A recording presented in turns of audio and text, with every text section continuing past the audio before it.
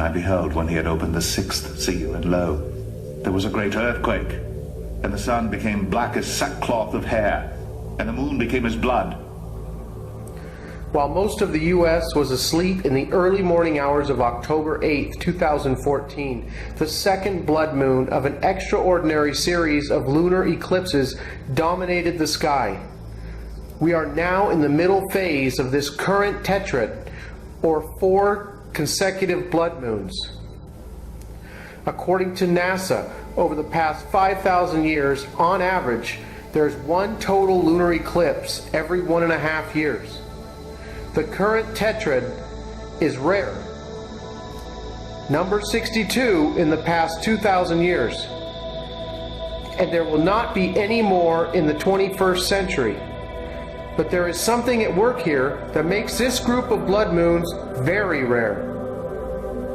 Only 7 times since the time of Christ have all 4 blood moons of a tetrad all fallen on Jewish holy days.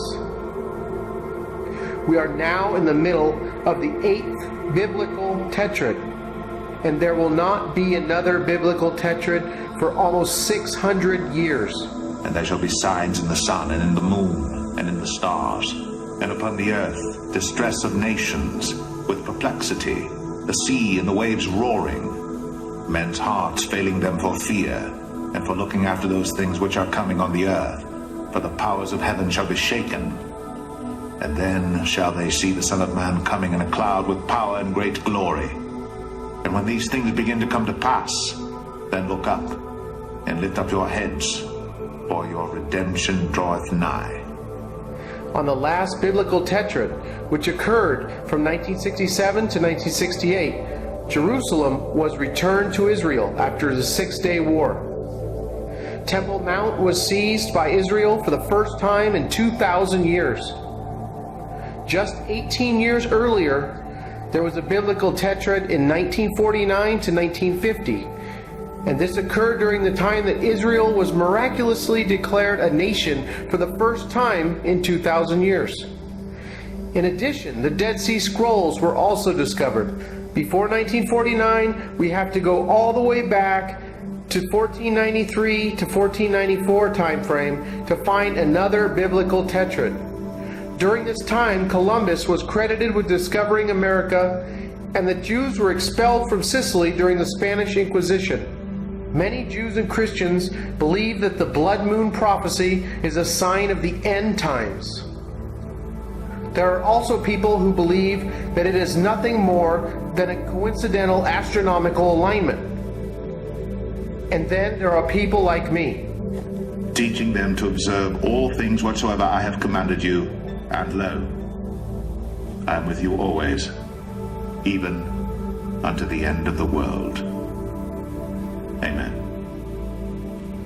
In this verse, where Jesus says that he is with us until the end of the world, the word world is translated from a Greek word eon, which means age, and I believe this to be a translation error.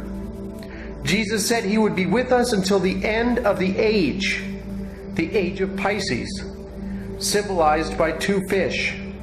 Thy dead men shall live, together with my dead body shall they arise. Rather than this verse talking about bones coming out of the crypt, I believe that this refers to people awakening and remembering who they are.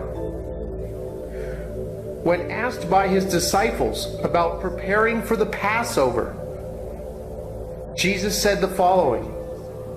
And he said unto them, Behold, when you are entered into the city, there shall a man meet you, bearing a pitcher of water. Follow him into the house where he entereth in. The symbol for Aquarius is a man carrying a pitcher of water. This current biblical tetrad, in my opinion, is part of a global shift in consciousness and will be accompanied by many earth-shaking changes. We are in the apocalypse, which simply means the lifting of the veil. December 21st, 2012 was not a single-day event. It marked a time period of transition. a period in time also marked by the Hindus with the Kali Yuga, Saint Malachi's Pope prophecy, the Hopi prophecy of the coming fifth world, the prophecy of Hermes Trismegistus, the Zoroastrian prophecies, the age of meeting ourselves again that the Incas talked of, and the Kala Chakra teachings of the Tibetan predicting the coming of the Golden Age. September 2015 is shaping up to be an incredible time during our transition, as the final blood moon will actually be a super blood moon, with the moon appearing 19% larger. As we continue barreling towards September 2015, there will be a part 2 to this video where you will hear about the Shemitah and how that is likely to impact us leading up to September 2015. We are in for the ride of a lifetime, everyone, as the transition from the age of believing to the age of knowing continues. Oh no, wait a minute. I detect some New Age mumbo jumbo here. My church warned me about this.